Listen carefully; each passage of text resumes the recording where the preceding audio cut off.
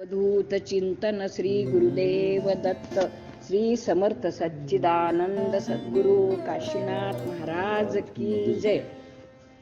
नव्याच्या पौर्णिमेनिमित्त मुरुड रामवाडी येथून पालखी रथ असं निघत असतात.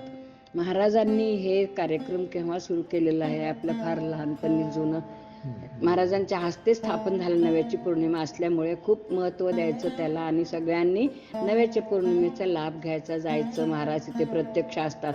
उमरग्याला किती केलं त्यांनी, 5 कढया खीर आणि ती यात्रा किती मोठी भरायची. उमरग्याची महाराजांनी सुरुवात केलेला हा आजचा गुरुप्रतिपदेचा पण दिवस तो किती महत्त्वाचा होता.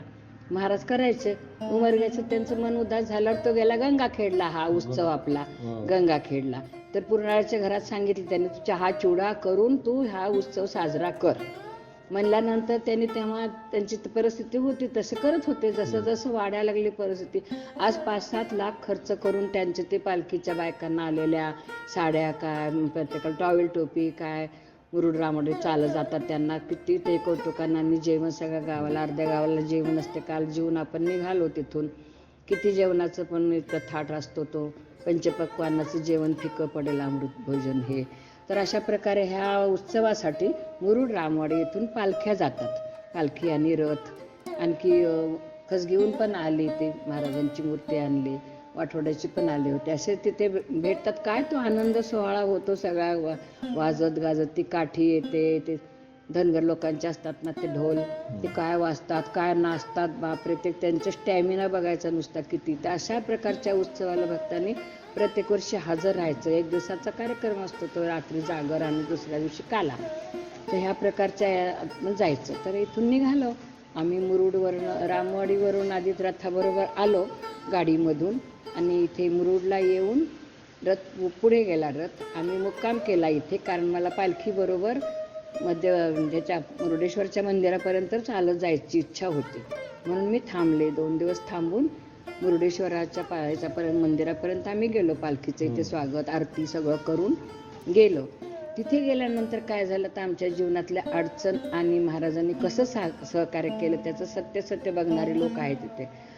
गेलो तिथे आरती सुरू झाली. आधी सगळी महादेवाची वगैरे सगळ्या आरत्या म्हटल्यानंतर सगुण आरती सुरू झाली आणि माझंही लक्ष तिथे एक पाटी लावली आहे. मुरुडेश्वराचा जीर्णोद्धार काशीनाथ महाराज यांच्या कृपा हस्ताने झालेला आहे.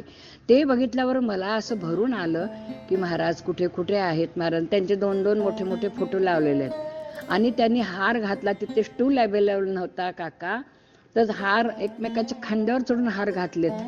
कशी भक्ती ही, कशी आम्ही खूप कमी पडतो ह्यांची भक्ती जर पाहिली ना इकडे. तर त्या खांद्यावर चढून त्याने हार घातला. दोन्ही फोटोला खांद्यावर चढून हार घातले. हे सगळं बघून मन गदगद झालं एकदम. आणि पाटील साहेब काका म्हणतात तुम्ही लोक, आता ते उभे राहून आरती करत होते. सगुण आरती म्हणायला सुरुवात झाल्याबरोबर त्यांना काय संचारला सकं झाला अंगात, असं की चक्कर सारखं व्हायला लागलं त्यांना आणि ध्यान लागायला लागलंय. डोळे बंद करून टाळ्या वाजवायला तेवढं मी बघितलं आणि नंतर ते चक्कर आल्यासारखं झालं म्हणून भिंतीकडे सरकून तिथे खिडकी आहे त्या खिडकीला धरायला बघायला लागले होते. आम्ही फक्त जाऊन एक किर्ल्याचा माणूस त्यांच्या बाजूलाच उभा होता झेंडा घेऊन आणि आरती चालू होती. ढोल नगारे वाजायला लागलेत. मग धरून बसवलं खाली. बसवल्यानंतर पाण्याची बॉटल तिथेच कोणी पाणी दिलं ना, तिथे पालखीला पाणी दिलं होतं. तर पालखीच्या पाण्याच्या छोट्या बॉटल ह्याच्यात असतात ना विमानात, लहान असतात, त्या बॉटल तिथेच ठेवलेली होती बाजूलाच. ती बॉटल घेतली, बघितली सील. बापरे म्हटलं महाराज तुम्ही आधीच नियोजन करून ठेवलं हे पाण्याचं सुद्धा. असं वाटलं. ते घेतलं पाणी, त्यांच्या तोंडावर डोक्यावर मारलं, पाणी पाजलं जरा. तेवढ्यात एक बाई साखर विभूती असली ताट घेऊन आली. विभूती लावली. सद्गुरू काशीनाथ महाराज की जय म्हटलं. तोपर्यंत ती आरती होऊन पालखी निघायच्या तयारीत होते. त्यांना बसवलं, पाणी बिनी पाजलं. मग नंतर सगळी आरती होऊन ते लोक निघताना मग सावध झाले ना, ते असं मान करून बसले होते. ध्यान लागलं होतं, काय त्यांना दिसत होतं. पण उभं राहून जर पडले असते, पाणी नसतं अवेलेबल, तर थोडं अवघड झालं असतं. काही नाही, बसवलं, बसले बरोबर. 2 मिनिटांनी छान सावध होऊन ताट बसले. मग दादांची गाडी आली, योगीराज दादांची गाडी आणली. गाडीत बसून त्यांना घरी नेला, आराम केला. तर हा प्रसंग किती तो मोठा आहे. वाटतं हा सोपा छोटा, पण हे महाराजांनी त्यावेळेस कसं ती बॉटल तिथे पाण्याची ठेवली आहे, सील असलेली, धरायला पण माणूस आहे तिथे, आम्ही जवळच उभे होतो, पण काहीच कुठं पडले नाहीत, हल्ले नाहीत, काय नाही. बसवलं तसं बसले खाली, मान फक्त थोडीशी लूज होते अशी, नीट बसवल्यावर पुन्हा बसले, उठले, परत गाडीत बसले चांगलं. मग हा प्रसंग किती मोठा होता. हा महाराज सहकार्य करतात, सारखे सतत बरोबर आहेत, म्हणून हा प्रसंग टळलेला आहे. आता परवाचीच गोष्ट आहे, 27 जानेवारी त्या दिवशीची ही गोष्ट आहे. 26ला 25ला रामवाडीचे आला रथ, आणि हा 27ला इथून निघाला मुर्डेश्वरापर्यंत, ही पालखी निघाली.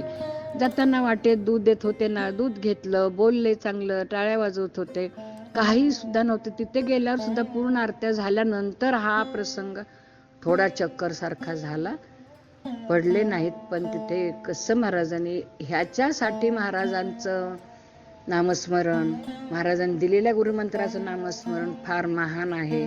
सतत आपलं रक्षा कवच असते, म्हणून आपण सतत महाराज ध्यान करायचं. आणि तुम्हा लोकांचं पण मुरुडमध्ये खूप सहकार्य मिळालं.